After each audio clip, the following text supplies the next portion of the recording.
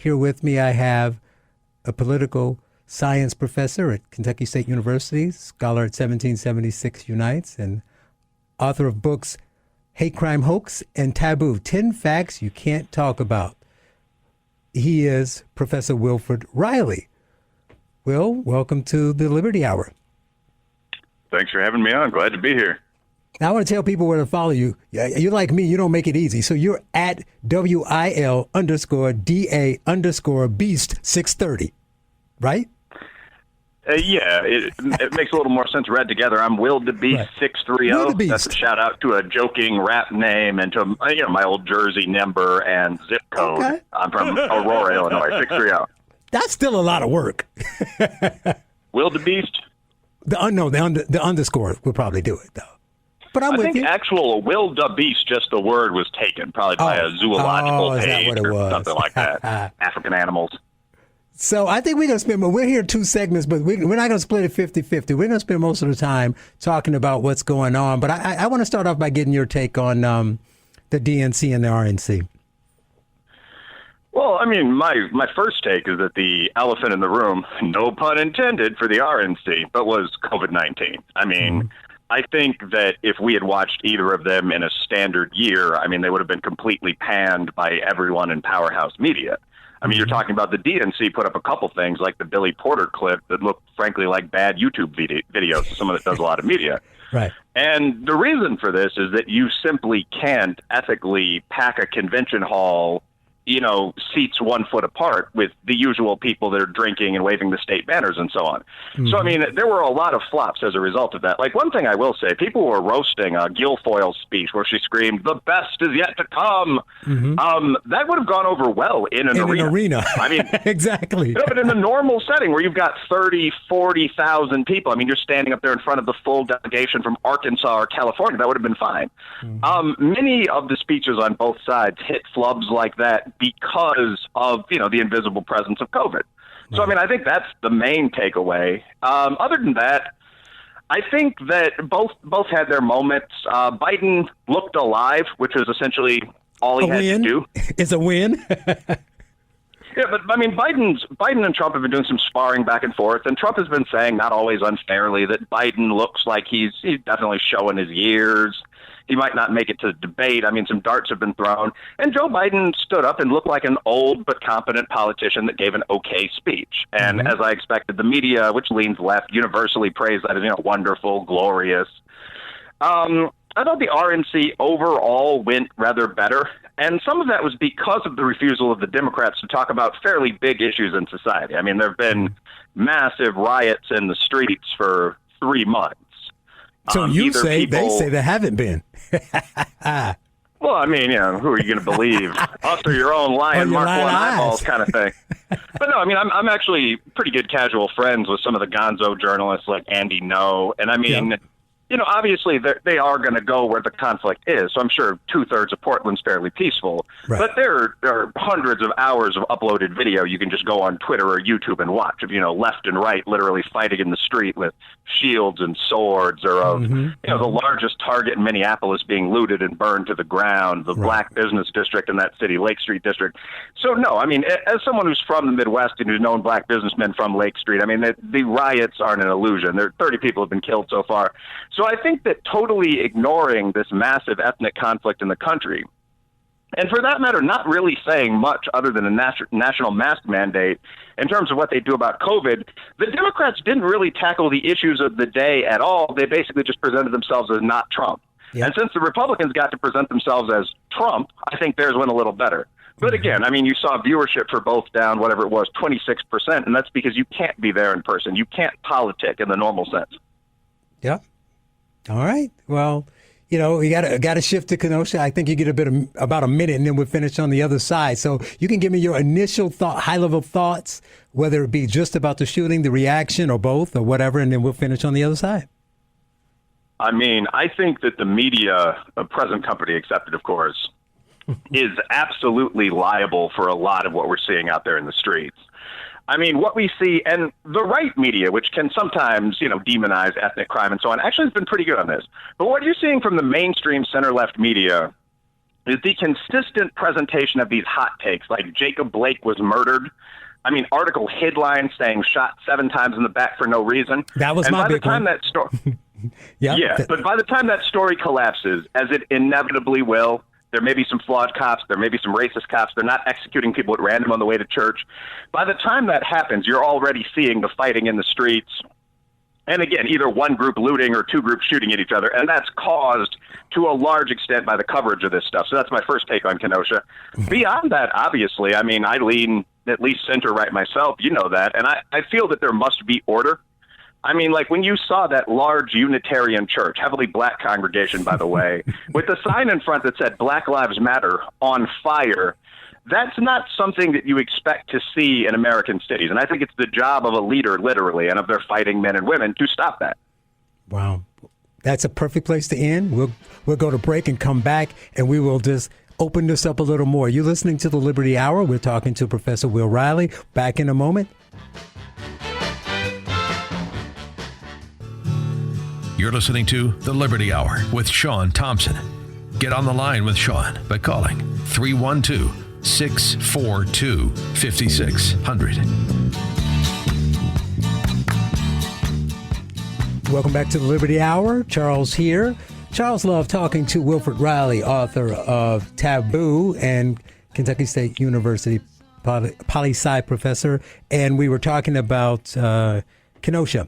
And I want to say that I read a lot of your stuff and see you on news stories, and I'm like, man, that's like me, but smarter. So a lot of times it's funny talking to you, though, because I'm like, I'm asking, when we talk, it's cool, but when I ask you a question, I'm like, I know what this answer is going to be, but people need to hear it. I got to look at it that way. So when you see not just this one, but these series, so you put them next to each other.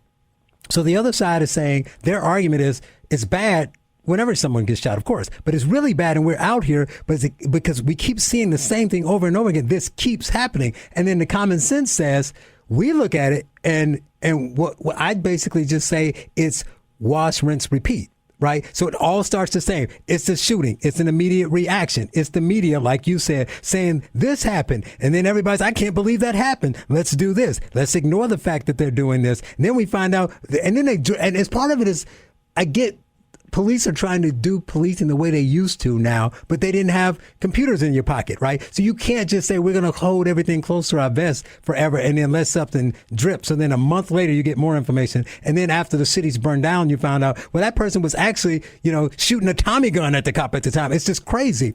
And I say that because you mentioned the 7 shots. And the first thing I saw when I said that is it's almost like when people say in Chicago, you're from the Midwest, Chicago actually, so the shootings in Chicago. So it would I would look at it when people say, well, 62 people got shot, 3 died. Man, 3 people got killed. Well, how about the number of people that got shot? But for advanced medicine and luck, those people could be dead too. Well, this is like the opposite. They count the number of shots fired, not the times he's been hit. So even till today, I can Google now and it still says he was shot in the back 7 times.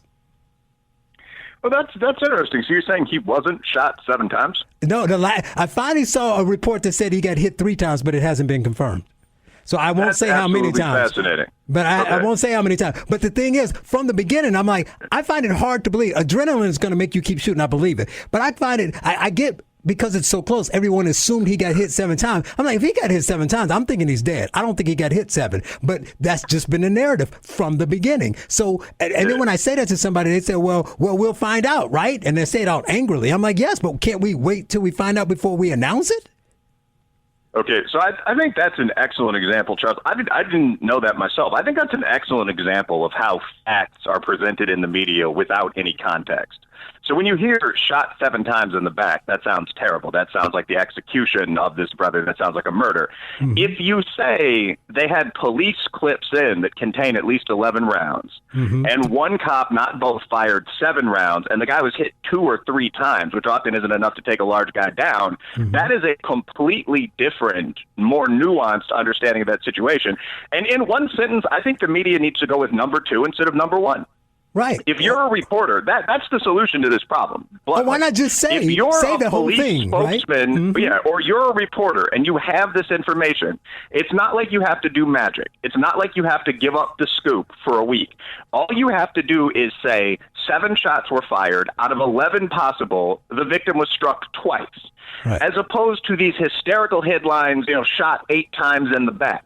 Right. And that alone would probably stop 60, 70% of this violence. Mm-hmm. Or at the very least, say, I'm not sure. Yeah. We know that the officer fired 7 times. We are unsure how many times it was hit. They don't even go to that nice nuanced level of we're unsure. They say shot 7 times, right? He 50 Cent.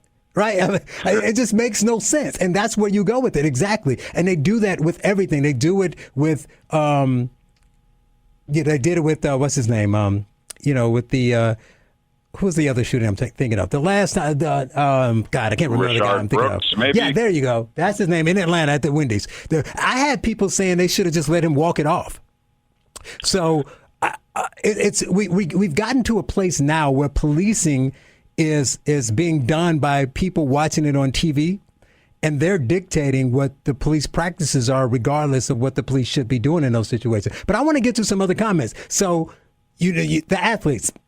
So you got LeBron and you got Doc Rivers, and of course, both of them went to extreme in their comments, and they both really bothered me. I mean, a lot of this stuff doesn't really bother me. I'm used to it. But I was really bothered by both, probably more Doc Rivers than LeBron, because he's not generally as hysterical. And we've heard LeBron before. So LeBron, as you know, said, we're all terrified. All black people, kids, women, we're all terrified, which is silly. But then Doc Rivers, I don't know if you heard his whole clip, but Doc Rivers said that, why should we? What do you mean the police are scared? We're the ones, We're the ones being hung. We're the ones that have communities we can't live in. And I'm like, where do you think Doc Rivers and LeBron James lives? Yeah, I mean, so there's a whole lot there. I mean, first of all, yeah, you're right. LeBron James obviously doesn't live in the hood. First, LeBron James is a 6'9" multi-millionaire. I mean, that's LeBron James isn't really scared of anybody on a day-to-day basis. But there are 2 things I want to say here, and they all really combine into one. Athletes have a perfect right to speak. There's a long, honorable tradition going back to Muhammad Ali of athletes, in particular black athletes, speaking out about social issues. I'm a black guy, was an athlete in my day. That's great. But when athletes talk, we need to recognize they don't know any more about social issues than your plumber does. These are guys that their job is playing some ball. They might have some training in coaching as well. They might have some training in kinesiology as well. They don't have any training at all in criminal justice, political science, law, the media. You and I are in 2 of those fields. These are things people go to good schools for 5, 6, 7 years. So when LeBron James talks about police shooting numbers, LeBron James knows as much about police shootings as the guys I was hooping with earlier today in downtown Frankfurt. Like, he is a young male athlete that doesn't professionally study this topic. So if you actually want to break down those numbers, I mean, we talked about this earlier, I think, but the total number of unarmed black people shot by police last year was 14. Mm-hmm. I mean, if you think they might be using a sketchy definition of black or of unarmed, I mean, the total number of people shot by cops out of 350 million was around 1,000. Only slightly more than 200 of those were black. To put that in context, 89 people were killed by bees, wasps, and hornets last year. So, I mean, when these athletes are saying these panic-inducing things to these gigantic audiences, my main reaction is they have a right to do that. But unlike, Brother Clay, they don't necessarily know what they're talking about. This is true for athletes on both sides, by the way. I remember when I think it was Kurt Schilling almost got fired or did get fired from ESPN because he was posting transgender bathroom memes and talking and giving these detailed opinions on women's anatomy, some of which seemed to be a little off from Big Kurt. But I mean, Kurt Schilling's not an OBGYN. Like there's no reason to think this guy knows anything more than your buddies that you ball with. That's my takeaway on athletes. That's completely true, but the difference is the conservative who does it always gets fired, and the leftist rarely gets fired. Fair enough.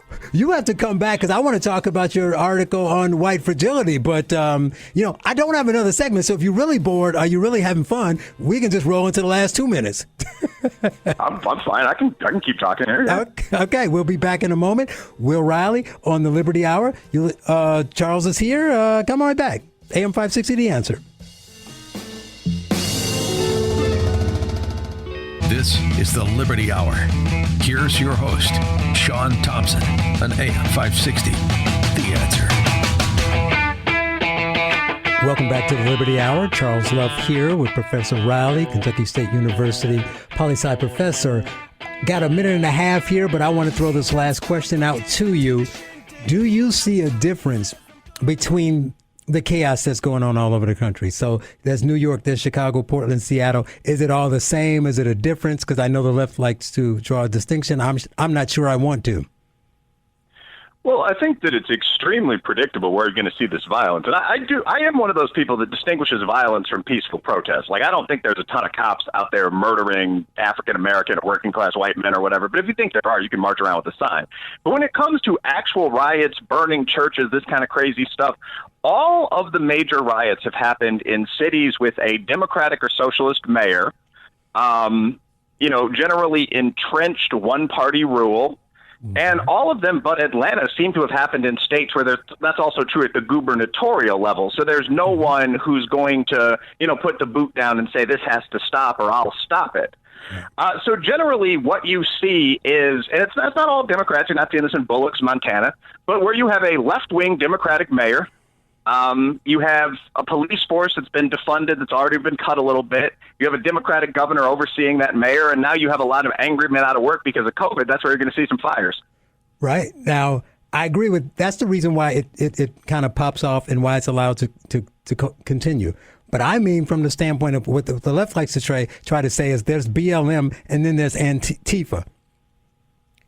And there's two different. There's definitely a distinction between BLM and Antifa. This is one, by the way, that I think as a black guy is important because we often hear about crime in the black community. There's a fair amount of crime in the black community. We need to deal with that as black men. But Antifa is a mostly white, very often criminal organization. So I think when you look at a lot of these cities like Portland, Kenosha, a lot of these fighters that are traveling from out of town to fight are Caucasian guys that are followers, at least on Facebook or Twitter, of one of the major Antifa pages. So, yeah, I think that is an issue. If radicals, white or black, are going to marches and then starting giant fights that pull in the cops and that minority of peaceful marchers, that's a big issue. That's totally different from just here I am with my sign. He is Will Reilly, Kentucky State University poli-sci professor, author of Taboo and Hate Crime Hoax. Thank you for joining us on the Liberty Hour. Back in a moment.